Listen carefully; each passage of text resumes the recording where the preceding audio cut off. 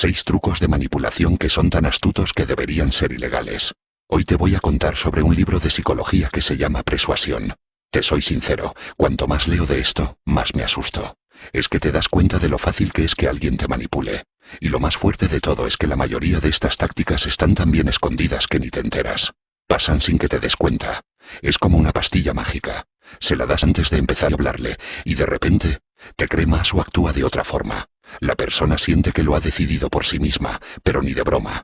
Por ejemplo, en un experimento, mandaron a un chico súper guapo, rollo modelo, a que se acercase a chicas al azar en un centro comercial para pedirles el número y quedar. A ver, darle tu número a un desconocido es un poco arriesgado. Y claro, el chico recibió muchos no. Pero, ojo, consiguió bastantes así, cuando se acercaba a una chica justo enfrente de una tienda en particular. ¿Te imaginas qué tienda era? No, no era una perfumería ni una bombonería. Era una floristería. Si lo piensas, las flores se asocian con el rollo romántico. Esto, sin que se dieran cuenta, influyó en su comportamiento y les hizo dar el número. Después del experimento, les preguntaron a las chicas que dieron su número si la tienda tuvo algo que ver con su decisión. Todas respondieron: claro que no. Lo decidí yo conscientemente. En otro experimento parecido, un chico se acercaba a mujeres por la calle para pedirles una cita. Esta vez, los investigadores querían ver cómo cambiaban los resultados según lo que el chico llevara en la mano. Y hubo un objeto que hizo que muchas dijeran sí. ¿Sabes cuál fue? Pues era una funda de guitarra. Vamos a otro ejemplo, pero del mundo de los negocios. Hay un experimento chulo con una tienda de muebles online. Mandaron a la mitad de los compradores a una página que tenía nubes suaves de fondo, y a la otra mitad a una página con imágenes de monedas. La gente que vio las nubes se fijó más en la suavidad y la comodidad de los muebles. Los que vieron las monedas, en cambio, se centraron en el precio y buscaron lo más barato. Después del experimento, les preguntaron si las nubes o las monedas influyeron en su decisión, y todos se rieron diciendo que no. Decían que eran personas independientes y que las nubes o las monedas no les habían afectado para nada. Vale, hasta ahora todos los experimentos eran con cosas visuales. ¿Y si usamos palabras? ¿Podemos conseguir el mismo efecto solo con lo que decimos? La respuesta es sí, y así es como funciona. Un vendedor no conseguía vender un producto de $75.000. Cada vez que decía el precio, muchos clientes intentaban negociar, y si no conseguían el precio que querían, se iban. Así, el vendedor perdía un montón de clientes. Entonces, hizo un pequeño cambio.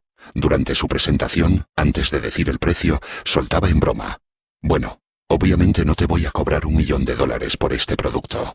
Cada vez que soltaba esa frase, casi nadie intentaba negociar el precio ni se quejaba de que $75.000 fuera mucho. ¿Por qué? Porque $75.000 ya no parecía tanto al lado de $1 millón. Y sí, estoy contigo en que mencionar $1 millón en broma no tiene nada que ver con un producto de 75.000 y no debería cambiar el comportamiento de la gente, pero la realidad es otra. La realidad es que sin que se dieran cuenta, afectó a cómo percibían el precio. En otro experimento, unos vendedores querían que los clientes probaran una bebida energética nueva y dieran su opinión. Mucha gente se negaba, lo cual es normal porque el producto era nuevo y podía generar desconfianza. Así que los vendedores probaron otra táctica. Esta vez, antes de pedirles que probaran la bebida, les preguntaron si se consideraban personas aventureras. Muchos dijeron que sí, que eran aventureros, y luego cuando les ofrecieron probar la bebida aceptaron. Me gustaría contarte algo que me pasó a mí. Una vez me reuní con un banquero y, de alguna manera, acabamos hablando de productos de inversión. Me describió algunos, pero ninguno me llamaba la atención. Yo estaba medio escuchando y medio pensando en cuándo podría irme. Pero entonces, antes de hablar del siguiente producto, dijo algo que me hizo espabilar, inclinarme hacia adelante y escuchar con atención. Dijo: el siguiente producto del que voy a hablar es el que recomendaría incluso a mi madre para que invirtiera. En cuanto escuché esa frase, sentí una confianza enorme en él y en el producto. Probablemente no lo hizo a propósito, pero activó uno de los principios de persuasión más potentes que Robert Cialdini llama unidad. La unidad se refiere a cuando sientes que compartes una misma identidad con la otra persona. La idea de que formamos parte del mismo grupo hace que queramos decirle que sí, mucho más que a alguien que no está en esa unidad. Si la persona que te habla puede demostrar que pertenece a tu mismo grupo antes de soltarte el mensaje, entonces estamos más abiertos a colaborar o a creerle. Déjame darte otro ejemplo. Una preocupación grande de los inversores siempre ha sido qué pasará con la empresa de Warren Buffett, Berkshire Hathaway, cuando él ya no esté al mando. En una carta a los accionistas sobre los planes de sucesión, Buffett escribió: Les diré lo que le diría a mi familia hoy si me preguntaran sobre el futuro de Berkshire. Con esas palabras, Buffett fue muy convincente porque dijo que estaba aconsejando a los lectores igual que aconsejaría a un familiar. La forma más potente de unidad es la familia. La gente hace lo que sea, incluso arriesgar sus vidas por ayudar a sus parientes cercanos. Robert explica cómo puedes usar esta unidad familiar, incluso cuando intentas influir en gente que no es de tu familia. En una de sus clases, Robert quería que los estudiantes y sus padres rellenaran un cuestionario. La participación de los estudiantes siempre era altísima, pero los padres solían responder mucho menos, a menudo por debajo del 20%. Un pequeño cambio hizo que la tasa de respuesta de los padres subiera al 97%. ¿Cuál fue el truco? Robert dijo que daría a los estudiantes un punto extra en un examen si sus padres completaban la encuesta. Un punto en un examen de un curso de un semestre es una nimiedad. Es muy probable que ni afecte a la nota final del alumno. Pero al apelar a la idea de ayudar a un miembro de la familia, quintuplicó la tasa de respuesta, pasando de pésima a casi perfecta. Lo que significan estos estudios y ejemplos es brutal. Esto quiere decir que si consigo que te centres en la amabilidad, la justicia o el romanticismo, antes de soltar mi mensaje, en ese momento te conviertes en una persona servicial, justa o romántica. En otras palabras, usando estas tácticas de persuasión, puedo cambiar tu forma de ser en esa situación concreta. Puedo cambiar quién eres, cómo te ves a ti mismo y cómo me ves a mí y a lo que te digo. El siguiente experimento es bastante increíble y te explicará por qué nos influyen tan fácilmente. En Bélgica, unos investigadores juntaron a un grupo de personas y les mostraron la imagen de un objeto de casa, pero con un fondo diferente. Dividieron a la gente en 3 grupos. En el fondo del primer grupo había una sola persona. En el del segundo grupo había 2 personas de pie una al lado de la otra, separadas. Y por último, en el fondo del tercer grupo había 2 personas de pie hombro con hombro. Durante el experimento, los investigadores se levantaron y accidentalmente dejaron caer varias cosas al suelo para ver quién de esos 3 grupos se agachaba a ayudar. Tanto en el primer como en el segundo grupo, solo el 20% de la gente ayudó. Pero los resultados fueron 3 veces más altos en el tercer grupo, el de la imagen con las 2 personas hombro con hombro. Y esto no es lo más interesante del experimento. Lo más interesante es que los participantes de este experimento eran niños de solo 18 meses, que no tenían ningún razonamiento lógico y apenas podían hablar. Este experimento demuestra lo básico y primario que es este proceso y por qué, sin darnos cuenta, cada uno de nosotros puede ser fácilmente influenciado, sin importar su lógica o inteligencia. Por ejemplo, las investigaciones muestran que si simplemente pones la imagen de un hombre pensando en una esquina de la pantalla mientras alguien hace una tarea, se vuelven más analíticos y cometen menos errores. O si pones la foto de una persona ganando una carrera, entonces la gente produce más. Afecta positivamente a sus resultados. Ahora veamos cómo podemos aplicar lo que aprendimos de estos experimentos en la vida real.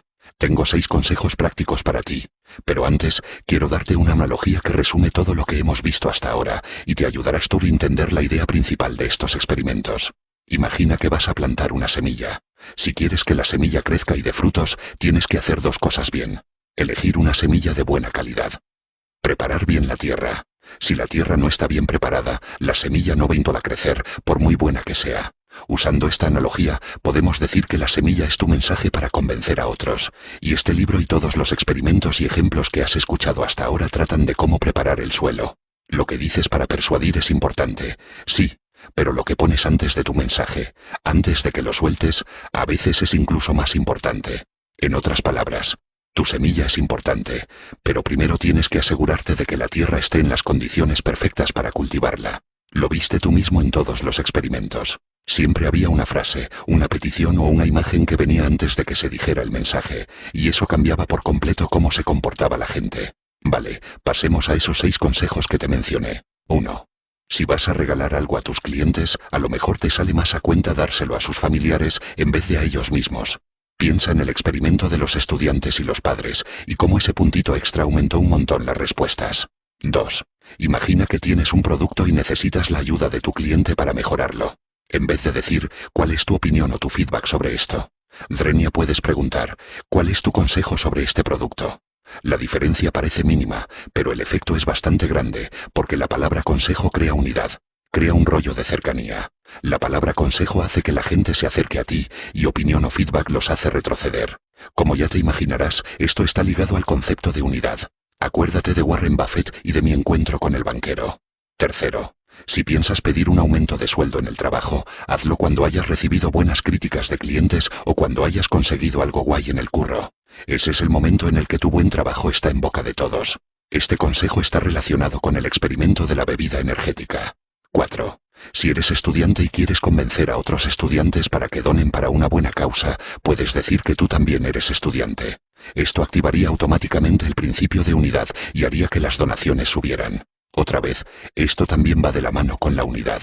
5. Decora tu espacio según lo que quieras conseguir. Antes de leer libros como este, pensaba que era una tontería poner frases motivacionales o palabras en las paredes de la oficina.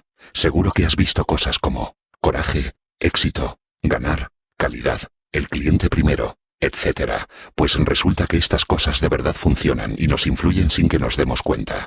Así que piensa qué quieres lograr y cómo puedes decorar tu habitación para meterte en ese rollo.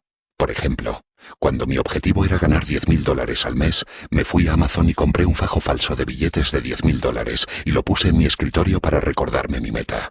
Cuando quise invertir más, imprimí una frase que decía, haz que el dinero trabaje para ti. La enmarqué y la puse en mi escritorio. También puedes hacer cosas más pequeñas, como cambiar el fondo de pantalla de tu móvil o del ordenador, o escuchar distintos tipos de música según el tipo de trabajo que estés haciendo. Si la tarea requiere mucha concentración, busca en Google música para concentrarse y escúchala mientras trabajas. Por ejemplo, antes de ponerme a escribir guiones como este, siempre veo un video de mi youtuber favorito. Me encantan sus videos porque son de calidad y explica cosas complicadas de forma muy sencilla. El simple hecho de poner algunos de sus videos de fondo antes de escribir me mete en el rollo de centrarme en la calidad y la sencillez. 6. Pon a la persona en la mentalidad correcta antes de soltarle tu mensaje. Déjame explicarte con un ejemplo. Una vez quise convencer a un compañero de que hiciéramos las cosas de otra manera en nuestro proyecto.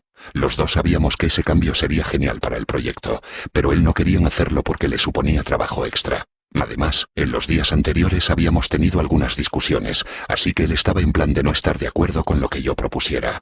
Así que después de 2 intentos fallidos de convencerlo, probé una táctica de este libro y funcionó. ¿Qué hice diferente esta vez? Mucho antes de sacar el tema le dije, ¿te acuerdas que hace 3 meses sugeriste un cambio con el que yo no estaba de acuerdo, pero como era por el bien del proyecto, acepté hacerlo? Me dijo que sí. Le dije, pues mira, hoy gracias a ese cambio que sugeriste tenemos grandes mejoras en nuestro proyecto.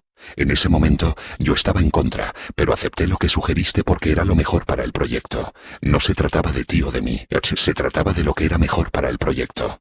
Luego añadí, ahora, hoy te pido un cambio y los dos sabemos que es lo mejor para el proyecto. Así que ¿qué dices si los dos dejamos a un lado nuestros egos e implementamos el cambio que estoy sugiriendo? Pensó un poco y dijo que sí, y así se acabó la historia. La clave de por qué funcionó fue que cambié su mentalidad de discutir y hacer lo que era mejor para el proyecto. Piensa en tu vida. Seguro que también tienes situaciones parecidas. ¿Qué cosas puedes decir o hacer antes de entregar tu mensaje para poner a la persona en la mentalidad adecuada y que esté más abierta a escucharte? Necesitas que la persona sea justa, romántica, honesta o colaboradora. Define qué quieres, busca una frase o algo que ponga a la persona en esa mentalidad y luego suelta tu mensaje. Y por supuesto, hazlo siempre de forma ética, no solo con esta táctica, sino con todas. A lo mejor te preguntas qué pasa si no lo haces éticamente. Por ejemplo, ¿qué pasaría si decides usarlas de forma poco ética en tu empresa contra tus clientes? Pues mira, tus empleados verán lo que estás haciendo y empezarán a usar las mismas mañas contra su propio cliente, que eres tú. Así que es muy probable que te salga el tiro por la culata. Una cosa más, ten siempre en cuenta que no eres inmune a estas tácticas y que te pueden influenciar fácilmente. Por ejemplo, un amigo o compañero podría mencionar un pequeño favor que te hizo antes de pedirte uno grande. Mencionar ese favorcito te pondrá en un plan en el que sentirás una necesidad fuerte de devolverles el favor. Ayudar a comer a quienes nos han ayudado está muy metido en nuestro ADN y es muy difícil luchar contra eso. Si el favor que te piden es igual al que te hicieron, genial. Pero a veces usan ese pequeño favor como gancho para que aceptes algo mucho más gordo. Así que en esas situaciones no respondas de inmediato. Tómate tu tiempo. Diles que lo vas a pensar y ya les darás tu decisión.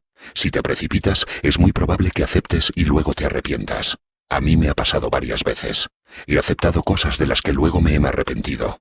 Por último, mi objetivo con este video era doble: que seas más consciente de las debilidades que todos tenemos para que puedas protegerte. Enseñarte cómo puedes aplicar estas ideas de forma ética en tu vida, trabajo o negocio. Espero que te haya sido útil.